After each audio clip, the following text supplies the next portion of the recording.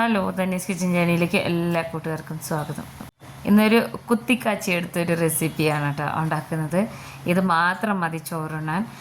മഴ സമയത്തൊക്കെ ഏറ്റവും കൂടുതൽ വീട്ടിൽ ഉണ്ടാക്കുന്ന ഒരു ഐറ്റമാണ് കേട്ടോ.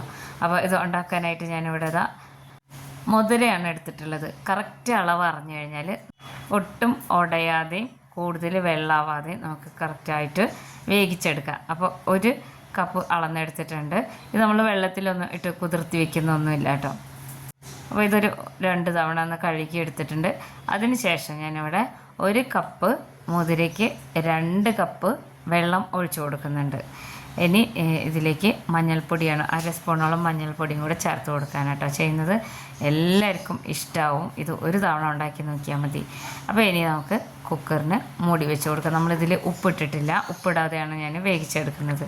ഇത് മീഡിയം ഫ്ലെയിമിലിട്ടിട്ട് ഒരു 3 വിസിൽ പോയി കഴിഞ്ഞാൽ കറക്റ്റായിട്ട് വെന്ത് വരും. ഞാൻ കാണിച്ചു തരാം കേട്ടോ. അപ്പോൾ വിസിലൊക്കെ പോയൊന്ന് ചൂടാറിയ ശേഷം ഞാനിത് കാണിച്ചു തരാം.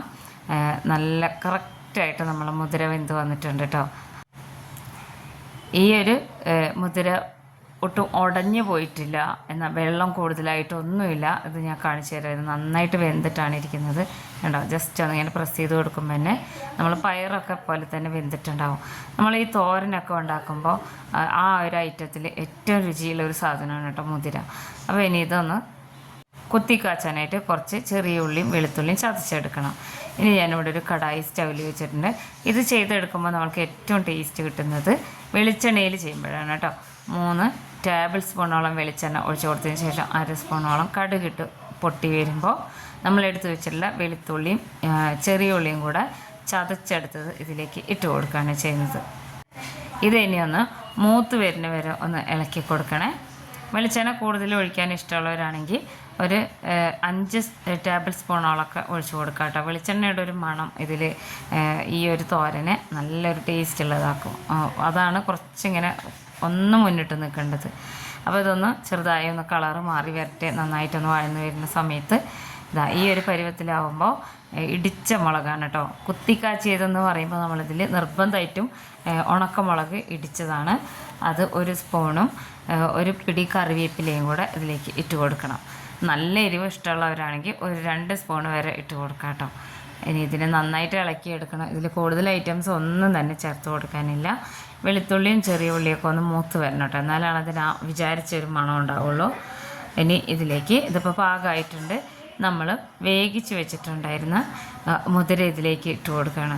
ഇത് ഒരു തവണ കഴിച്ച് നോക്കിയാലേ അറിയാം. വേറെ ഒരു ഐറ്റംസ് നമുക്ക് വേണ്ട ചോറിൻ്റെ കൂടെ കഴിക്കാൻ വേണ്ടിയിട്ട്. ഞാൻ മിക്കവാറും മഴക്കാലത്ത് വീട്ടിൽ ചോറിൻ്റെ കൂടെ കഴിക്കാൻ ഉണ്ടാക്കുന്നത് ഈ ഒരു ഐറ്റമാണ് കേട്ടോ, കുത്തിക്കാച്ചിയ മുതിര.